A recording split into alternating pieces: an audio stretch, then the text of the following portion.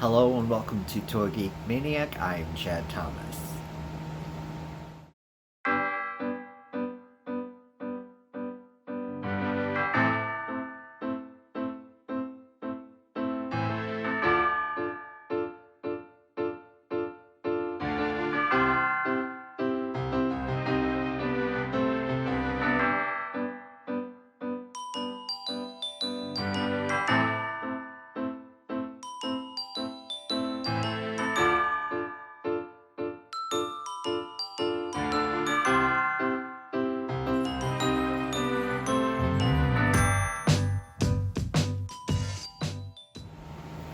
So today is a very special episode because I'm most excited about my latest Jean Grey figure from the Age of Apocalypse storyline from the 1990s.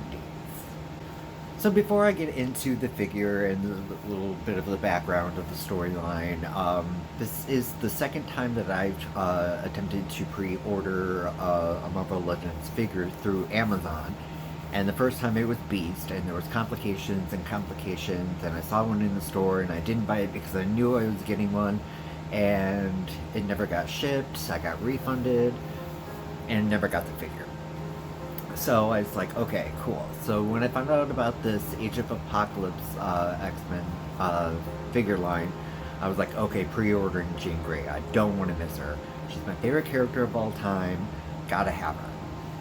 So did that, and it was supposed to have been shipped back, I don't know how long ago, but it wasn't happening, so finally I was just like, screw it, cancel the order.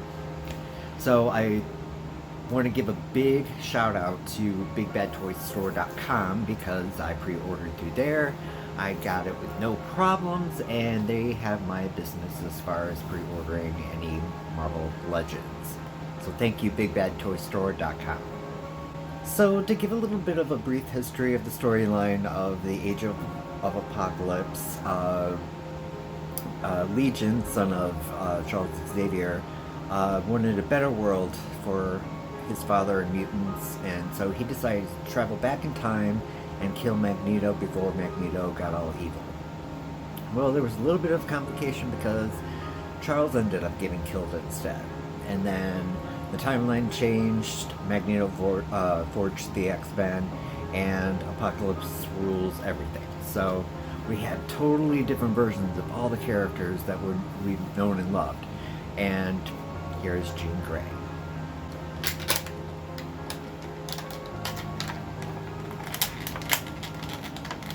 So we get the two parts, the front and back of the Build-A-Figure for Sugar Man. Not really interested in doing the Build-A-Figure. I never usually am. Although it looks to be a great figure, so I might get the rest of the line, I don't know. If not, I'll try to sell them on eBay or something, but yeah. This does look really cool. Now on to Jean. This is a very different look for her. She's got a tattoo on her face. I've never been a fan of Jean with short hair,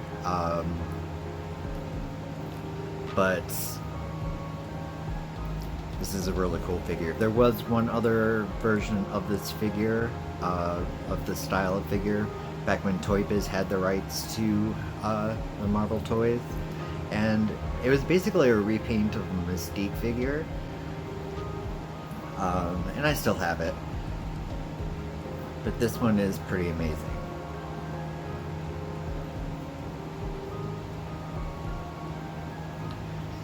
You can almost get her hand up to her head to look like she's using her powers. The shoulder discs don't really allow that so much as with other versions of Jean. Other than that, the articulation is really good. Not too much of a gap when you bend her back this way. Little bit, that kind of bothers me.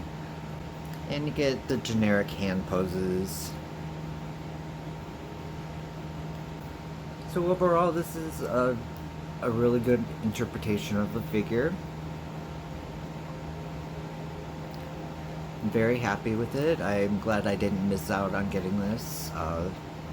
There are a couple Jean Grey figures that I have not been able to get my hands on, and it makes me really sad. Uh, because she is my favorite character of all time. And I'm glad I got this. She's in my collection, and I'm very happy. So thank you all so very much for watching this episode of Toy Geek Maniac. There is plenty of other content for you to watch here on the Red and Slymm Productions YouTube channel. Don't forget to hit like, subscribe, and as always, love and light to you all.